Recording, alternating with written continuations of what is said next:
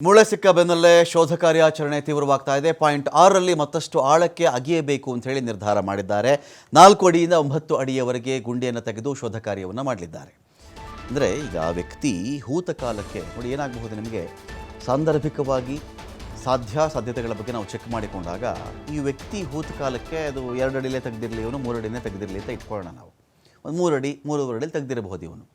Moreover ಇದು ಯಾವುದೋ ಒಂದು ಅನಾಥ ಶವಗಳ ಸಂಸ್ಕಾರ ಆದಾಗ ಒಂದೊಂದು ಗ್ರಾಮ ಪಂಚಾಯಿತಿಯವರಾಗಲಿ ಪೊಲೀಸರಾಗಲಿ ಅನಾಥ ಶವಗಳನ್ನು ತಗೊಂಡು ಬಂದು ಯಾವುದೋ ಕಾಡಲ್ಲಿ ಇಲ್ಲಂದ್ರಲ್ಲಿ ಹೂಳಿಸುವಂಥ ಕೆಲಸವನ್ನು ಮಾಡಬಾರದು. ಅದಕ್ಕೆ ಆ ಥರ ಕ್ರಮನೇ ಇಲ್ಲವಲ್ಲ. ಅನಾಥ ಶವ ಅಂದರೆ ನೀವೆಲ್ಲೋ ಕಾಡಲ್ಲಿ ತೊಗೊಂಡೋಗಿ ಬಿಸಾಕ್ಬಿಡ್ತೀರಾ, ಮೇಲ್ಗಡೆ ಒಂದು 2 ಸೆನಕ್ಕೆ ಮಣ್ಣು ಹಾಕ್ಬಿಡ್ತೀರಾ? ಮಾಡೋಕ್ಕೆ ಬರೋಲ್ಲ. ಅದೊಂದು ವಿಧಿವಿತ್ತಾಗಿ ನಡೆಯುತ್ತೆ. ಅದು ಅನಾಥ ಶವಗಳನ್ನು ಕೂಡ ಒಂದು ರೀತಿಯಲ್ಲಿ ಸ್ಮಶಾನದಲ್ಲೇ ಅದನ್ನು ಸಂಸ್ಕಾರ ಮಾಡ್ತಕ್ಕಂಥ ಕ್ರಿಯೆ ಇರುತ್ತೆ. ಆದರೆ ಇಲ್ಲಿ ಇವನೊಂದು 20 ವರ್ಷಗಳಿಂದ ಒಂದು ಹೆಣವನ್ನು ಹೂತಿದ್ದ ಅಂತ ಅಂದುಕೊಳ್ಳೋಣ. ನಾವು ಹೂತಿದ್ದಾಗ ಏನಾಗಬಹುದು ಅಂತ ಹೇಳಿದ್ರೆ, ಅದಾದ ಮೇಲೆ ಸಾಕಷ್ಟು ಮಣ್ಣು ಸರಿದಿರಬಹುದು. ಆ ಭಾಗದಲ್ಲಿ ಮಣ್ಣು ಗುಡ್ಡ ಕುಸ್ತಿರಬಹುದು, ಪ್ರವಾಹದ ಮಣ್ಣು ಬಂದು ಬಿದ್ದಿರಬಹುದು, ಜೋರಾಗಿ ಯಾವುದೋ ಒಂದಷ್ಟು ಕಸ ಕಡ್ಡಿಯೆಲ್ಲ ಬಂದಲ್ಲಿ ತುಂಬಿಕೊಂಡಿರಬಹುದು.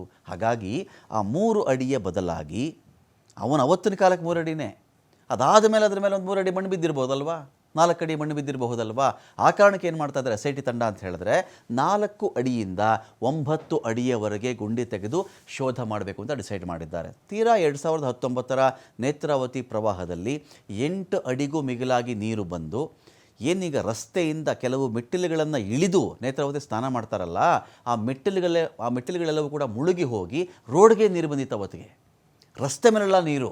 ಅವತ್ತಿನ ಕಾಲಕ್ಕೆ 8-9 ಅಡಿ ನೀರು ಬಂದಾಗ ಜೊತೆಗೆ ಮಣ್ಣು ಕೂಡ ಬಂದಿರಬಹುದು. ಆ ಕಾರಣಕ್ಕೆ ಏನು ಮಾಡ್ತಾ ಇದ್ದಾರೆ ಇವರು ಅಂದರೆ, 9 ಅಡಿವರೆಗೂ ತೆಗಿರಪ್ಪ ಗುಂಡಿ ಅಂತ ಹೇಳಿ ಶೋಧ ಕಾರ್ಯಕ್ಕೆ ಇಳಿತಾ ಇದ್ದಾರೆ.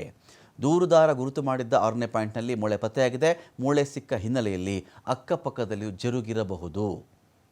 ಜರುಗಿರಬಹುದು, ಸ್ವಲ್ಪ ಆ ಕಡೆ ಈ ಕಡೆ ಆಗಿರಬಹುದು. ಅವನು ಕೂಡ ಪರ್ಫೆಕ್ಟಾಗಿ ಗುರುತು ಹಿಡಿದು ಬಿಟ್ಟಿದ್ದಾನೆ, ಎಕ್ಸಾಕ್ಟ್ ಪಾಯಿಂಟ್ ತೋರಿಸ್ಬಿಟ್ಟಿದ್ದಾನೆ ಅಂತ ಅಲ್ಲ. ಸ್ವಲ್ಪ ಆ ಕಡೆ ಈ ಕಡೆ ನೋಡೋದು ಇನ್ನೇನೋ ಸಿಗಬಹುದೇನೋ ಅನ್ನೋ ಕಾರಣಕ್ಕೆ ಇದೀಗ SIT ಏನು ಮಾಡ್ತಾ ಇದ್ದಾರೆ, ಮತ್ತೆ ಅಕ್ಕಪಕ್ಕದ ಜಾಗದಲ್ಲೂ ಕೂಡ ಅಗಿತಾ ಇದ್ದಾರೆ.